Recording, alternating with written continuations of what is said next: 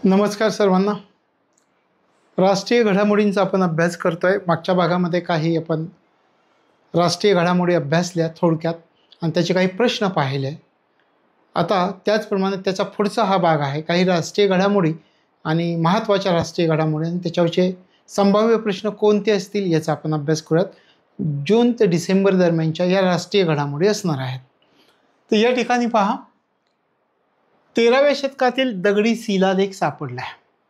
कोठे सापडला, कोणत्या राज्यामध्ये सापडला, कोणत्या गावामध्ये सापडला हे आपल्यासाठी महत्त्वाचं आहे. कर्नाटक राज्यामध्ये सापडला आहे. एलहोले गावात सापडलेला आहे दगडी शिलालेख. एका मंदिराच्या नूतनीकरणाचं काम चालू होतं आणि त्या नूतनीकरणादरम्यान हा शिलालेख सापडला आहे, जो 13व्या शतकामधील दगडी शिलालेख आहे असं म्हटलं जातं. तर कोणत्या मंदिराचं नूतनीकरणाचं काम चालू होतं, तर प्राचीन कल्लेश्वर नावाचं मंदिर आहे आणि त्या मंदिराच्या नूतनीकरण दरम्यान हा शिलालेख सापडला आहे. आता हा जो सापडला आहे तो याचा दगड कोणत्या दगडापासून कोरलेला पाहतो. हा दगड कोळशाच्या दगडापासून कोरलेला आहे. हे ठिकाण कोणत्या काळामधील आहे, हे ठिकाण चालुक्य काळामधील आहे, हे लक्षामध्ये ठेवायचे. तर अशा प्रकारे 13व्या शतकातील एक दगडी शिलालेख सापडला आहे. कोणत्या राज्यात सापडला हे लक्षात ठेवा. कोणत्या गावात सापडला आहे, कर्नाटक राज्यात आणि एलेहोल गावामध्ये. आपण म्हटलं की हा दगड कोळशाच्या दगडापासून कोरलेला, हे ठिकाण कोणत्या काळातले, कल्याण चालुक्य काळामधलं हे ठिकाण आहे. तर हे लक्षामध्ये ठेवायचं आहे. आणि एका मंदिराचं नूतनीकरणाचं काम चालू होतं. मी तुम्हाला म्हटलं प्राचीन कल्लेश्वर मंदिर या ठिकाणी हा शिलालेख सापडलेला आहे. लक्षात आलं. आता प्रश्न कसा असेल याच्यावरती पहा. कोणत्या राज्यामधील एलहोले गावात 13व्या शतकातील दगडी शिलालेख सापडला आहे. केरळ, आंध्र प्रदेश, कर्नाटक, तेलंगणा हे आपल्याला ऑप्शन असणार आहे. मग कोणता ऑप्शन आपण यापैकी निवडायचा आहे, तर आपल्याला या ठिकाणी माहिती आहे कोणता आहे, कर्नाटक राज्यामध्ये हे आपल्याला सापडलेलं आहे. लक्षात आलं. कर्नाटकमधलं एलेहोल गाव हे आपल्यासाठी महत्त्वाचं आहे. 13व्या शतकातील शिलालेख, दगडी शिलालेख सापडलेला आहे. पुढचा आपला मुद्दाचा पाहूयात. इंडियन इन्स्टिट्यूट ऑफ स्किल्सचं उद्घाटन आहे. आता हे इंडियन इन्स्टिट्यूट ऑफ स्किल्सचं उद्घाटन झालं आहे. कोणत्या शहरामध्ये झालं आहे हे आपल्यासाठी महत्त्वाचं आहे. मग इंडियन स्किलचं जे उद्घाटन झालं आहे त्याचा नेमका हेतू काय आहे याचा पण आपण विचार करूयात. तर सुरुवातीला हे उद्घाटन कोणी केलं आहे, तर आपल्या देशाचे पंतप्रधान नरेंद्र मोदी यांनी उद्घाटन 10 ऑक्टोबर 2024ला उद्घाटन केलं. कोणत्या शहरामध्ये हे उद्घाटन झालं आहे, मुंबईमध्ये हे उद्घाटन झालं आहे. मुंबईत इंडियन इन्स्टिट्यूट ऑफ स्किल्सचं उद्घाटन झालेलं आहे, मुंबई शहरामध्ये. आता उद्देश काय, इंडियन इन्स्टिट्यूट ऑफ स्किलचं उद्घाटन करण्याचा उद्देश काय आहे. उद्देश आहे प्रगत तंत्रज्ञान आणि हँड ऑन प्रशिक्षणाद्वारे उद्योग सज्ज कार्यबल विकसित करायचं. प्रगत तंत्रज्ञान म्हणजे काय, आपल्या देशाच्या उद्योगांचं आधुनिकीकरण करायचं आहे तर आपल्याला मॉडर्न टेक्नॉलॉजी पाहिजे का, पाहिजे. जर जगाच्या पाठीवर, जगाच्या तुलनेमध्ये आपली उत्पादनं जर कार्यक्षम बनवायची आहेत तर आपल्याला सगळ्यात महत्त्वाचं काय पाहिजे, तर प्रगत तंत्रज्ञान आपल्याकडे असलं पाहिजे. नुसतं प्रगत तंत्रज्ञान असून चालेल का, तर आपल्याला काय करावं लागेल, या प्रगत तंत्रज्ञानाचं प्रशिक्षण आपल्या युवा श्रमशक्तीला द्यावं लागेल, तरुणांना द्यावं लागेल, सक्षम कारागिरांना हे प्रशिक्षण द्यावं लागेल, म्हणजे हँड ऑन प्रशिक्षण. आणि मग हे प्रशिक्षण कसं असलं पाहिजे, तर उद्योगांना ज्या प्रमाणामध्ये स्किल आवश्यक आहे त्या प्रकारचं प्रशिक्षण असलं पाहिजे. म्हणजे उद्योग सज्ज हे कार्यबल विकसित करणं गरजेचं आहे. तर या उद्देशानं मुंबईमध्ये इंडियन इन्स्टिट्यूट ऑफ स्किलचं उद्घाटन करण्यात आलेलं आहे 10 ऑक्टोबर 2024मध्ये. आणि कोणी केलं उद्घाटन, आपल्या देशाच्या पंतप्रधान नरेंद्र मोदींनी उद्घाटन केलेलं आहे. लक्षात आलं. तर अशा प्रकारे हे लक्षात ठेवायचं आहे.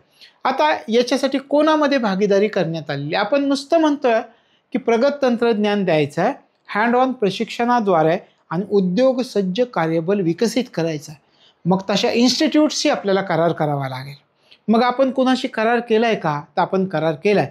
भारत सरकारनं टाटा एज्युकेशन अँड डेव्हलपमेंट ट्रस्टशी करार केलेला आहे.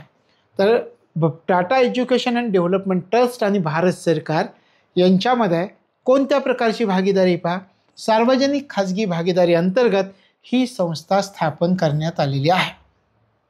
लक्षात आलं? तर हे लक्षामध्ये ठेवायचं आहे. ही संस्था चुनाभट्टी येथील राष्ट्रीय कौशल प्रशिक्षण संस्था या ठिकाणी 4 एकर परिसरात आहे.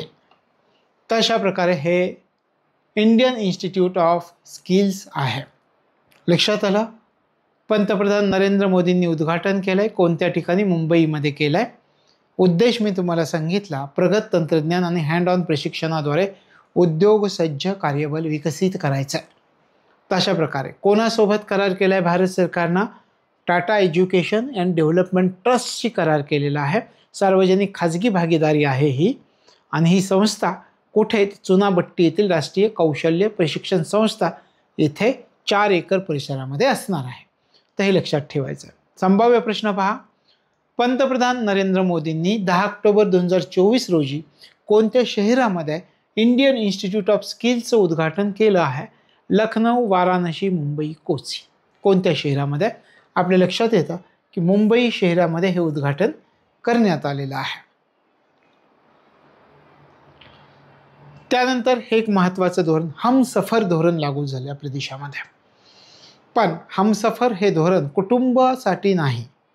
कोणासाठी? राष्ट्रीय महामार्गासाठी धोरण लागू आहे. आपल्याला इथं फसवतील. हमसफर म्हटलं की आपण कुटुंबाचा डायरेक्ट विचार करू, पण आपल्या देशामध्ये हमसफर धोरण जे लागू झालं आहे ते राष्ट्रीय महामार्गासाठी हे धोरण लागू करण्यात आलं आहे. तर सुरुवातीला आपण पाहूयात. आपल्या लक्षात आलं हमसफर धोरण लागू झालं आहे.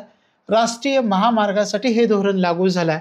केंद्र सरकारनं हे धोरण सुरू केलं आहे आणि हे धोरण जारी कोणी केलं? तर नितीन गडकरी यांनी केलेलं आहे. कधीपासून हे धोरण लागू झालं आहे हे पण आपल्याला विचारतील. 8 ऑक्टोबर 2024 पासून हे हमसफर धोरण लागू झालं आहे. उद्देश काय? ज्यावेळी आपण राष्ट्रीय महामार्गावरती प्रवास करतो त्यावेळी स्वच्छ प्रसाधनगृह असली पाहिजेत. शिवाय अर्भकांसाठी वेगळी खोली यासह आवश्यक त्या सर्व सुविधा महामार्गावरती पुरवल्या जाणार आहेत. आणि याच्यासाठी आपल्या देशामध्ये हमसफर धोरण लागू करण्यात आलेलं आहे. लक्षात आलं? हमसफर धोरण लागू कोणासाठी? राष्ट्रीय महामार्गासाठी असणारं हे धोरण आहे. काय कसं धोरण राबवलं जाणार आहे? तर राष्ट्रीय महामार्गावर प्रवास करताना स्वच्छ प्रसाधनगृह शिवाय अर्भकांसाठी वेगळी खोली यासाठी आवश्यक त्या सुविधा पुरवल्या जाणार आहेत प्रवाशांसाठी. तर हे आहे नितीन गडकरी यांनी कोणत्या ठिकाणी हे धोरण जारी केलं? तर नवी दिल्ली या ठिकाणी हे धोरण जारी केलं. हे लक्षामध्ये ठेवायचं. आणि कधी जारी केलं हे महत्त्वाचं आहे का? हो, हे पण महत्त्वाचं. 8 ऑक्टोबर 2024ला हे धोरण जारी करण्यात आलेलं आहे. हमसफर धोरण या ठिकाणी जर तुम्हाला दिसत असेल, हा महामार्ग तुम्हाला दिसतं आणि या महामार्गाच्या कडेला अशा प्रकारे स्वच्छ प्रसाधनगृह असतील, अर्भकांसाठी स्वतंत्र व्यवस्था असेल, तशा प्रकारे हे हमसफर पॉलिसी किंवा हमसफर धोरण आपल्या देशामध्ये लागू केले जाणार आहे. लागू करण्यात आलेलं आहे. कधी? तर आपण म्हटलं 8 ऑक्टोबर 2024ला. प्रश्न पहा. सध्या चर्चेत असणारं हमसफर धोरण कोणत्या क्षेत्राशी संबंधित आहे? रेल्वे, विमाने, राष्ट्रीय महामार्ग, कुटुंब कल्याण. तर कशाशी संबंधित आहे? राष्ट्रीय महामार्गाशी संबंधित आहे. हे लक्षात ठेवायचं आहे. त्यानंतर अलीकडच्या कालावधीमध्ये मोदींनी एक गीत लिहिले, गरबा गीत. तुम्ही जर यूट्यूबवर जाऊन टाकलं की हे मोदींनी लिहिलेलं गरबा गीत, तर त्या ठिकाणी तुम्हाला छानसं एक गीत येईल. ऐकलं की ते तुमच्या लक्षात येईल. पण इथे आपण चर्चा करूयात की मोदींनी एक गरबा गीत लिहिलं आहे. कशासाठी? नवरात्री दरम्यान साजऱ्या होणाऱ्या दैवी स्त्री शक्तीला श्रद्धांजली म्हणून विशेष गरबा गाणं लिहिलंय देशाच्या पंतप्रधानांनी. गाण्याचं शीर्षक काय आहे? गाण्याचं शीर्षक आहे आवती कलाय. हे गाणं कोणी गायलंय? हे गाणं पूर्वा मंत्री यांनी गायलेलं आहे. आणि गरबा हे काय आहे आपल्याला माहिती आहे. तर पारंपरिक गुजराती नृत्य आहे आणि नवरात्र उत्सवाच्या दरम्यान ते सादर केलं जातं. तशा प्रकारे हे मोदींनी गरबा गीत लिहिलं आहे, ते लक्षात ठेवायचं. त्याच्या गाण्याचं शीर्षक काय आहे? आवती कलाय आहे. कोणी हे गीत गायलं आहे? तर पूर्वा मंत्री यांनी हे गीत गायलेलं आहे. संभाव्य प्रश्न काय पहा. नवरात्री दरम्यान साजऱ्या होणाऱ्या दैवी स्त्री शक्तीला श्रद्धांजली म्हणून मोदींनी लिहिलेलं गरबा गीत खालीलपैकी कोणी गायलं आहे? पूर्वा मंत्री, श्रेया घोषाल, नेहा कक्कर, कविता कृष्णमूर्ती. तर पूर्वा मंत्री यांनी हे गीत गायलेलं आहे. लक्षात आलं? पुढे जाऊयात. देशामध्ये पहिली एअर ट्रेन प्रणाली सुरू केली जाते. या ठिकाणी तुम्ही पाहताय विमानं या ठिकाणी उभा राहिलेली दिसतात. एअर ट्रेन प्रणाली सुरू केली जाते. कशासाठी? त्याच्यानंतर पहिली गोष्ट, देशामधली ही जी पहिली एअर ट्रेन प्रणाली सुरू होते ते कोणत्या विमानतळानं सुरू केली? पहिली गोष्ट तिथून आपण अभ्यासूयात. तर दिल्लीमधील इंदिरा गांधी आंतरराष्ट्रीय विमानतळ काय करतंय? भारतातली पहिली एअर ट्रेन प्रणाली सुरू करणार आहे. आता ही जी प्रणाली सुरू केली जाणार आहे ती कधीपर्यंत अस्तित्वात येईल? कधी सुरू होणार आहे? 2027 पर्यंत सुरू होणार आहे. म्हणजे दोन गोष्टी आपल्याला कळाल्या की देशात पहिली एअर ट्रेन प्रणाली कोणामार्फत सुरू केली जात आहे. ही पहिली गोष्ट कळाली की दिल्लीतील इंदिरा गांधी आंतरराष्ट्रीय विमानतळ हे सुरू करत आहे. ही प्रणाली कधीपर्यंत अस्तित्वात होणार आहे? ही प्रणाली कधीपर्यंत सुरू होणार आहे? तर 2027 पर्यंत ही प्रणाली सुरू होणार आहे. आता उद्देश काय आहे? उद्देश आहे विमानतळ, टर्मिनल, पार्किंग क्षेत्र आणि विविध सुविधांमधील कनेक्टिव्हिटी वाढवायची आहे. विविध सुविधांमधील कनेक्टिव्हिटीमध्ये वाढ करायची आहे. यामध्ये काय असणार आहे? 4 स्थानकं आहेत आणि 7.7 किलोमीटर, सुमारे 7.7 किलोमीटर अंतर कापलं जाणार आहे. म्हणजे या ठिकाणी तुम्हाला लक्षात येईल विमानतळ, टर्मिनल, त्याचे पार्किंग क्षेत्र आणि विविध सुविधांमधील कनेक्टिव्हिटी वाढवण्यासाठी हे देशातील पहिली एअर ट्रेन प्रणाली सुरू करत आहे दिल्लीतील इंदिरा गांधी आंतरराष्ट्रीय विमानतळ. तर हे लक्षामध्ये ठेवायचं आहे. प्रश्न पहा, कोणत्या वर्षापर्यंत भारतातील पहिली हे पहा एअर ट्रेन प्रणाली सुरू होणार आहे? एअर ट्रेन प्रणाली सुरू होणार आहे. या ठिकाणी एअर ट्रेन करा. एअर ट्रेन प्रणाली सुरू होणार आहे. कोणत्या वर्षापर्यंत? 2025, 2024, 2026 आणि 2027. कोणत्या वर्षापर्यंत सुरू होणार आहे? 2027 पर्यंत सुरू होणार आहे. भारतातील पहिली एअर ट्रेन प्रणाली 2027 पर्यंत सुरू होणार आहे. त्यानंतर एका देशाचे राष्ट्राध्यक्ष आपल्या देशाच्या दौऱ्यावरती आले. पंतप्रधान, जमैकाचे पंतप्रधान आपल्या देशात आलेले होते आणि मग एका रस्त्याला त्यांचं नाव देण्यात आलेलं आहे. जमैकाचं उच्च आयुक्तालय ज्या ठिकाणी आहे त्याच्या समोरच्या रस्त्याला जमैका मार्ग असं नाव दिलेलं आहे. त्याच्याविषयी आपल्याला पाहायचं आहे. जमैकाचे पंतप्रधान आपल्या देशामध्ये आले होते. त्यांचं नाव होतं अँड्र्यू हॉलनेस. 30 सप्टेंबर ते 3 ऑक्टोबर 2024 दरम्यान भारत दौऱ्यावरती ते आले होते, सप्टेंबर-ऑक्टोबरमध्ये. आणि त्या ठिकाणी नवी दिल्लीतील ज्या ठिकाणी जमैकाचं उच्च आयुक्तालय आहे तर त्या उच्च आयुक्तालयासमोरील जो रस्ता आहे त्या रस्त्याला जमैका मार्ग असं नाव देण्यात आलेलं आहे. लक्षात आलं? पंतप्रधान नरेंद्र मोदींनी 1 ऑक्टोबर 2024 रोजी नाव देण्यात आल्याची घोषणा केलेली आहे. जमैका मार्ग. लक्षात आलं? जमैकाचे पंतप्रधान भारत भेटीवरती आले, अँड्र्यू हॉलनेस.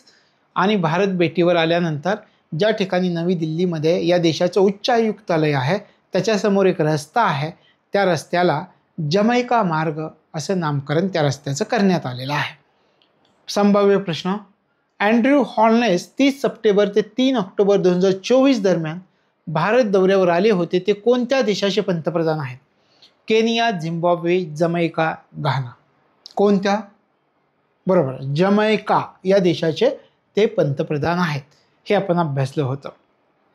त्याच्यानंतर पहा, वायुवीर विजेता कार रॅली आयोजित करण्यात आलेली आहे. कोणी आयोजन केलंय? आयोजन केलंय भारतीय हवाई दलाने. का? 92वा वर्धापन दिन आहे. भारतीय हवाई दलाच्या 92व्या वर्धापन दिनानिमित्त हे वायुवीर विजेता कार रॅली आयोजित करण्यात आली होती. कोठून कुठपर्यंत? लडाखमधला थॉईसे ते अरुणाचल प्रदेशामधील तवांग.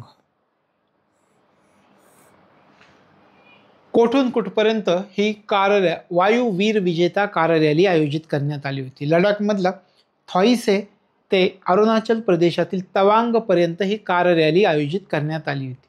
किती किलोमीटरची कार रॅली? 7,000 किलोमीटरची ही कार रॅली असणार आहे. तशा प्रकारे ही कार रॅली कधी पार पडली? 8 ते 29 ऑक्टोबर 2024 दरम्यान ही कार रॅली आयोजित केलेली आपल्याला दिसून येते. तशा प्रकारे वायुवीर विजेता कार रॅली आयोजित करण्यात आली होती. कोठून कुठंपर्यंत? आणि भारतीय हवाई दलाच्या 92व्या वर्धापन दिनानिमित्त ही कार रॅली आयोजित करण्यात आली होती. आणि थॉईसे ते तवांगपर्यंत, लडाखमधलं थॉईसे ते अरुणाचल प्रदेशामधील तवांगपर्यंत किती किलोमीटरची? 7,000 किलोमीटरची ही कार रॅली आहे. अशा प्रकारे हे लक्षामध्ये ठेवायचं आहे. त्यानंतर हे महत्त्वाचं आहे, सर्वोत्कृष्ट पर्यटन गाव स्पर्धा 2024. महाराष्ट्रातील एका गावाला एक बक्षीस मिळालं आहे, तर त्याचाही आपल्याला इथे विचार करावा लागतो. कदाचित ते परीक्षेमध्ये आपल्याला विचारलं जाईल. तर केंद्रीय पर्यटन मंत्रालयानं सुरू केलेली ही स्पर्धा आहे, सर्वोत्कृष्ट पर्यटन गाव स्पर्धा. विजेत्यांची घोषणा झाली 27 सप्टेंबर 2024 मध्ये. जागतिक पर्यटन दिनानिमित्त विजेत्यांची घोषणा करण्यात आली. 4 श्रेणीमध्ये 36 गावांना पुरस्कार देण्यात आलेले आहेत. त्यात महाराष्ट्राचं पण एक गाव आहे. याच्यामध्ये महाराष्ट्रामधील रत्नागिरी जिल्ह्यामध्ये कर्दे नावाचं एक गाव आहे. रत्नागिरी, महाराष्ट्रामधील रत्नागिरी जिल्ह्यामध्ये कर्दे नावाचं गाव आहे. या गावाला कोणत्या क्षेत्रामध्ये? कृषी पर्यटन श्रेणी, कृषी पर्यटन श्रेणी या क्षेत्रामध्ये सर्वोत्कृष्ट पर्यटन गाव पुरस्कार 2024 प्रदान करण्यात आलेला आहे. म्हणजे या ठिकाणी आपल्या लक्षात आलं की महाराष्ट्रातील एका गावाला पुरस्कार मिळाला आहे आणि ते आपल्यासाठी परीक्षेच्या दृष्टिकोनातून महत्त्वाचं आहे. सर्वोत्कृष्ट पर्यटन गाव स्पर्धा 2024 आपण विचार केला, केंद्रीय पर्यटन मंत्रालयानं सुरू केली आहे आणि विजेत्यांची घोषणा झाली 27 सप्टेंबर 2024. जागतिक पर्यटन दिनानिमित्त 4 श्रेणीमध्ये 36 गावांना विजेते म्हणून निवडण्यात आलेलं आहे. त्याच्यामध्ये महाराष्ट्रामधील कोणत्या जिल्ह्यातलं? रत्नागिरी जिल्ह्यातील. कोणतं गाव? कर्दे गाव. रत्नागिरी जिल्ह्यातील कर्दे गावाला कोणत्या श्रेणीमध्ये? कृषी पर्यटन श्रेणीमध्ये. कोणता पुरस्कार? सर्वोत्कृष्ट पर्यटन गाव पुरस्कार 2024 प्रदान करण्यात आलेला आहे. हे लक्षामध्ये ठेवायचं आहे. स्पर्धेचा उद्देश काय असतो? ग्रामीण पर्यटनाला चालना मिळावी, पर्यटनाच्या विकासामध्ये महत्त्वपूर्ण योगदान देणारी जी खेडी आहेत, गावं आहेत, त्यांच्या प्रयत्नांना मान्यता देता यावी या उद्देशानं हे पुरस्कार दिले जातात. प्रश्न कसा विचारला याच्यामध्ये? सर्वोत्कृष्ट पर्यटन गाव स्पर्धा 2024 मध्ये महाराष्ट्रातील कोणत्या गावाला कृषी पर्यटन श्रेणीत सर्वोत्कृष्ट पर्यटन गाव पुरस्कार 2024 प्रदान करण्यात आलेला आहे? लक्षात आलं? कोणत्या गाव? कर्दे गाव. सर्वोत्कृष्ट पर्यटन गाव स्पर्धा 2024 मध्ये महाराष्ट्रातील कोणत्या गावाला? कर्दे गावाला. कोणत्या श्रेणीत? हे पण लक्षात ठेवायचं आहे. कृषी पर्यटन श्रेणीत सर्वोत्कृष्ट पर्यटन गाव पुरस्कार प्रदान करण्यात आलेला आहे. ते कर्दे गाव आपल्याला लक्षामध्ये ठेवावं लागेल. त्यानंतर अलीकडच्या कालावधीमध्ये रेल रक्षक दलाची स्थापना करण्यात आलेली आहे. काय होतं? बऱ्याचदा आपण रेल्वेंचा आपल्या देशामध्ये अपघात होताना पाहतो. मग त्या अपघाताच्या ठिकाणी तातडीनं पोहोचता यावं, त्या ठिकाणी मदत पुरवता यावी, यासाठी रेल्वेनं रेल्वे रक्षक दलाची स्थापना केलेली आपल्याला दिसून येते. आणि कोणत्या रेल्वेनं या रेल्वे रक्षक दलाची स्थापना केली आहे असं आपल्याला विचारतील, तर उत्तर पश्चिम रेल्वेनं प्रथमच 24 सप्टेंबर 2024ला रेल रक्षक दल स्थापन केलेलं आहे. म्हणजे रेल्वे रक्षक दल. लक्षात आलं? रेल रक्षक दलाची स्थापना कोणी केली? उत्तर पश्चिम रेल्वेनं केली. कशासाठी केली? जर अपघातासारखे प्रसंग घडले तर त्या ठिकाणी तातडीनं पोहोचता यावं आणि तातडीनं त्या ठिकाणी मदत पोहोचवता यावी या उद्देशानं केलेली आहे. लक्षात आलं? पुढं पहा. अलीकडच्या कालावधीमध्ये या सिंधू संस्कृतीच्या शोधाला 100 वर्ष पूर्ण झालेत. महत्त्वाची घडामोड आहे. त्याच्यावरती येणारी राज्यसभेची परीक्षा आणि त्याच्यामध्ये पूर्वपरीक्षेमध्ये हा प्रश्न विचारली जाण्याची शक्यता आहे. कदाचित मुख्य परीक्षेमध्ये डिस्क्रिप्टिव्ह म्हणून सुद्धा याच्यावरती प्रश्न येऊ शकेल. तर त्याच्याविषयी आपल्याला अभ्यास करावा लागेल. तर हे प्रिलियमच्या दृष्टिकोनातून आत्ता आपण अभ्यासूयात. सिंधू संस्कृतीच्या शोधाला 100 वर्ष पूर्ण झालेली आहेत. आता सिंधू संस्कृती किती देशांमध्ये पसरली आहे त्या अगोदर तुम्ही लक्षात घ्या. भारत, पाकिस्तान आणि अफगाणिस्तानमध्ये सिंधू संस्कृती पसरलेली आहे. सिंधू संस्कृतीचे अवशेष किती ठिकाणी पसरलेले आहेत? 2000 ठिकाणी सिंधू संस्कृतीचे अवशेष आपल्याला पसरलेले दिसतात. सिंधू संस्कृतीच्या शोधाचं 2024 हे शताब्दी वर्ष आहे. हडप्पा येथे 20 सप्टेंबर 1924 रोजी उत्खनन करण्यात आलेलं होतं आणि उत्खननाविषयीची बातमी 20 सप्टेंबर 1924ला ब्रिटनमधला एक द इलिस्ट्रेटेड लंडनमध्ये ही बातमी प्रसिद्ध झालेली होती. त्याच्यानंतर ही काही गोष्टी की दयाराम सहानी यांनी 1921मध्ये हडप्पा येथील संस्कृतीचा पुरावा उजेडात आणला होता 1921मध्ये. यानंतर 1922मध्ये राखालदास बॅनर्जी यांनी मोहनजोदरोचा शोध लावलेला दिसतो. 1924मध्ये जॉन मार्शलना पहिल्यांदा घोषित केलेल्या या कांस्ययुगीन संस्कृतीला हडप्पा संस्कृती म्हणूनही ओळखलं जातं. तशा प्रकारे हा शोधांचा क्रम आहे आणि हडप्पा आणि मोहनजोदडो ही पुरातत्वशास्त्रज्ञ दयाराम सहानी आणि राखालदास बॅनर्जी यांनी शोधलेली पहिली स्थळं होती त्या काळची. तशा प्रकारे ही सिंधू संस्कृतीबद्दल आपल्याला प्रश्न विचारतील तर कशा प्रकारे विचारतील, कशा प्रकारे विधानं लक्षात ठेवावी लागतील पहा. खालील विधानांचा विचार करून योग्य पर्यायाची निवड करा. 2 विधानं आपल्याला दिलीत. पहिलं विधान आहे, नुकतंच सिंधू संस्कृतीच्या शोधाला 100 वर्ष पूर्ण झालेली आहेत. आणि दुसरं, दयाराम सहानी यांनी 1921मध्ये हडप्पा येथील संस्कृतीचा पुरावा उजेडात आणला होता. तर दोन्ही विधानं आपल्याला बरोबर असलेली दिसत आहेत. म्हणजे विधान 1 व 2 दोन्ही बरोबरच 3 क्रमांकाचा ऑप्शन आपला असणार आहे. तशा प्रकारे विधानं देतील त्या विधानांवर लक्ष ठेवणं गरजेचं आहे. त्याच्यानंतर हे त्यांग्यांग ग्यात्सो पीक म्हणजे एक शिखर आहे. पहा, हे शिखर आहे. या शिखराला एक नाव दिलंय. कोणाचं नाव दिलंय? 6वे दलाई लामा यांचं नाव या शिखराला दिलंय. मग कुठलं दिलंय? तर हे दिलंय 6व्या दलाई लामांचं नाव त्यांग्यांग ग्यात्सो असं त्यांचं नाव आहे. ते नाव या शिखराला दिलंय. आपण म्हणत हे नाव दिलंय या शिखराला. तशा प्रकारे 6व्या दलाई लामांचं नाव त्यांचं कोणतं नाव या शिखराला दिलंय पहा. तर त्याला आता काय म्हणतात? त्यांग्यांग ग्यात्सो पीक म्हणजे शिखर असं त्याला म्हटलं जातं. तर पश्चिम अरुणाचल प्रदेशातील तवांग पश्चिम कामेंग भागात हे शिखर आहे. शिखराची उंची 6383 मीटर. अरुणाचल प्रदेशातील भागात हे शिखर आढळून येतं. या शिखराला हे नाव देण्यात आलेलं आहे. त्यांग्यांग ग्यात्सो हे नाव दिलेलं आहे. 6वे दलाई लामा यांचं नाव देण्यात आलेलं आहे शिखराला.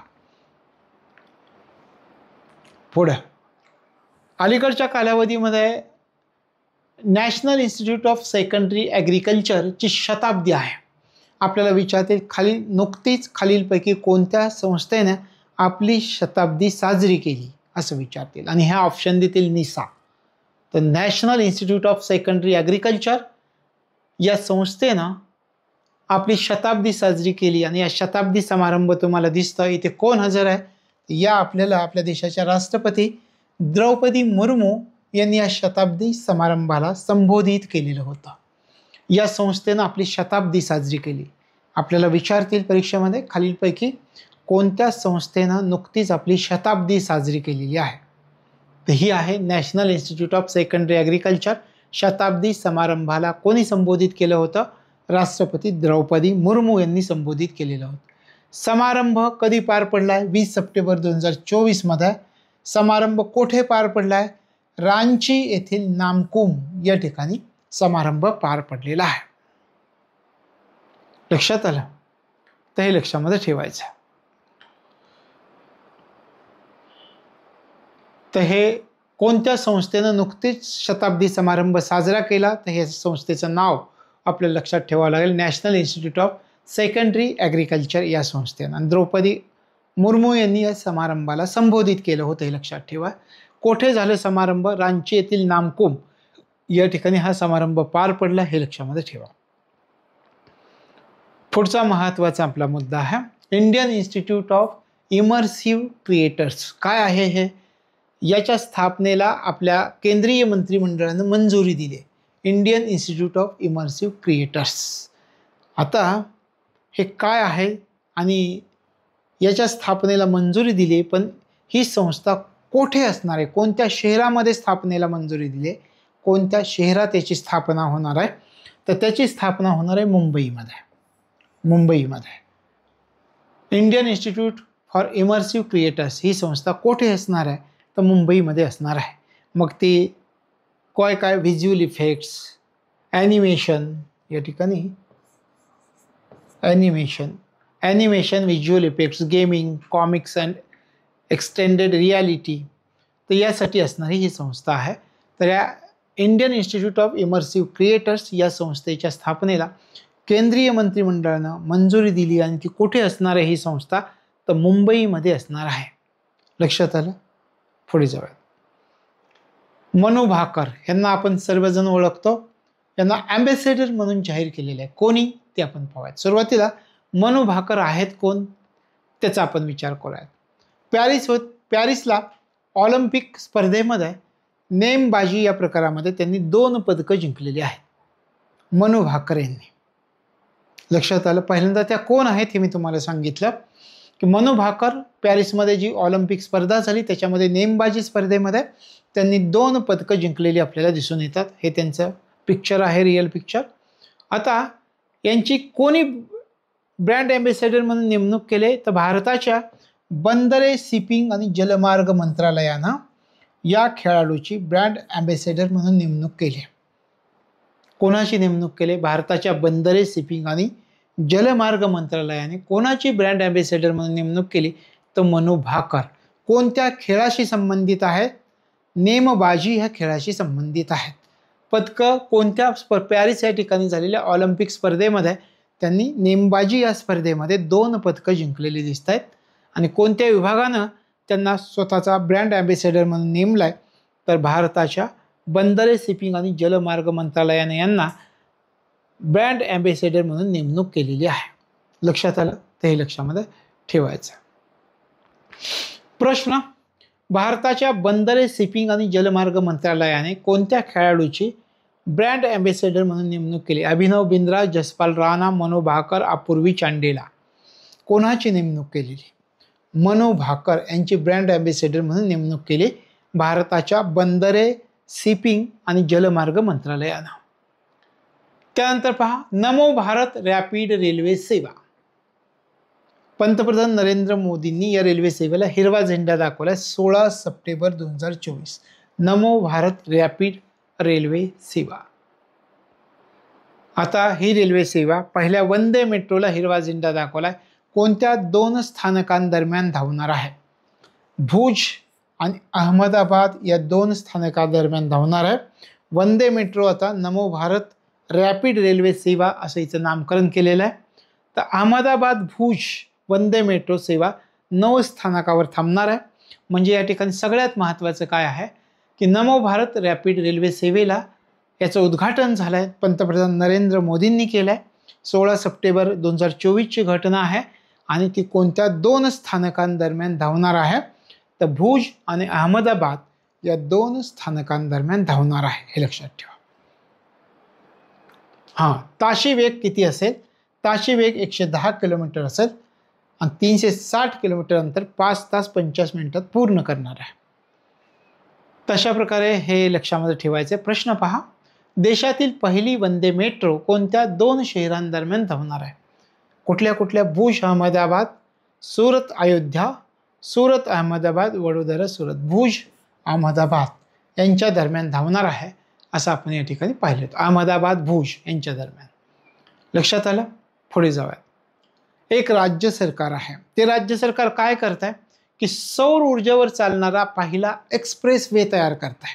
द्रुतगती मार्ग, मराठीत त्याला द्रुतगती मार्ग आणि इंग्लिशमध्ये एक्सप्रेस वे असं म्हणतात. तर सौर ऊर्जेवर चालणारा पहिला एक्सप्रेस वे कोणता राज्य तयार करत आहे असा प्रश्न आपल्याला विचारतील. उत्तर प्रदेश राज्य. उत्तर प्रदेश सरकारमार्फत हा मार्ग तयार केला जाणार आहे. सौर ऊर्जेवर चालणारा पहिला एक्सप्रेस वे. आणि हा एक्सप्रेस वे कधीपर्यंत तयार केला जाणार आहे किंवा कधीपर्यंत तयार करण्याचं उद्दिष्ट ठेवलं गेलेलं आहे, तर 2026 पर्यंत. 2026 पर्यंत हा द्रुतगती मार्ग तयार केला जाणार आहे. तर हे लक्षामध्ये ठेवायचं. आणि याच्यामुळं काय होईल, तर 450 ते 550 मेगावॅट स्वच्छ ऊर्जा निर्माण होणार आहे.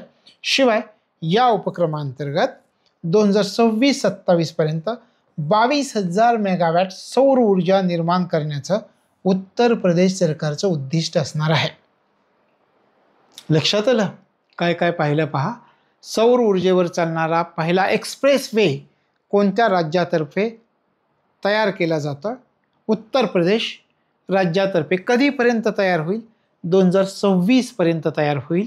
याच्यामुळं काय होणार आहे, 450 ते 550 मेगावॅट स्वच्छ ऊर्जा निर्माण होणार आहे. आणि 2026-27 पर्यंत किती मेगावॅट, तर 22,000 मेगावॅट सौर ऊर्जा निर्माण करण्याचं उत्तर प्रदेश सरकारचं उद्दिष्ट आहे.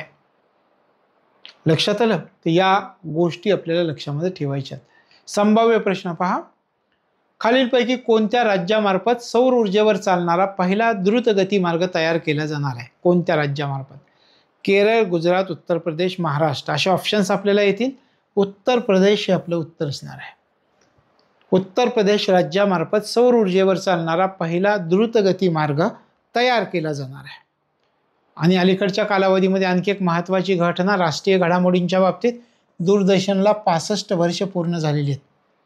15 सप्टेंबर 2024ला दूरदर्शनला 65 वर्ष पूर्ण झालेली आहेत. मग भारताच्या प्रसारण युगाची सुरुवात झाली होती 15 सप्टेंबर 1959 रोजी. त्यावेळेचे राष्ट्रपती राजेंद्र प्रसाद यांनी त्या दिवशी पहिल्या प्रक्षेपणाचं उद्घाटन केलं होतं. तशा प्रकारे ह्या काही घडामोडी 1975 पर्यंत ऑल इंडिया रेडिओचा भाग होता. 1 एप्रिल 1976 रोजी काय झालं, तर त्याचं माहिती आणि प्रसारण मंत्रालयाच्या एका स्वतंत्र विभागात रूपांतर करण्यात आलं. सध्याचा विचार केला तर दूरदर्शनचे 35 उपग्रह चॅनल आहेत. तर ते 35 उपग्रह चॅनल चालवणारं नेटवर्क आहे. 6 अखिल भारतीय वाहिन्या आहेत, 22 प्रादेशिक वाहिन्या आहेत आणि 1 आंतरराष्ट्रीय वाहिनी आहे. तर अशा प्रकारे हे दूरदर्शनला 65 वर्ष पूर्ण झालेली आहेत. तर हा आपला पुढचा राष्ट्रीय घडामोडींचा भाग. याच्यानंतर अजून 4 तरी भाग तयार होतील. मग 4 ते 5 भाग तयार झाले की जानेवारी ते डिसेंबरपर्यंतचं आपलं सगळं सविस्तरपणे राष्ट्रीय घडामोडी संपलेल्या असतील. त्याच्यावरचे राष्ट्रीय घडामोडीवरचे 200-300 प्रश्न तुम्हाला ॲपमध्ये सोडवायला मिळतील. इथे जसं आपण सोडवतो तसे आणखी प्रश्न तुम्हाला ॲपमध्ये सोडवायला मिळतील. तर या ठिकाणी आपण थांबतो. भेटूयात पुढच्या भागामध्ये. तोपर्यंत तुमच्या अभ्यासाला मनापासून शुभेच्छा.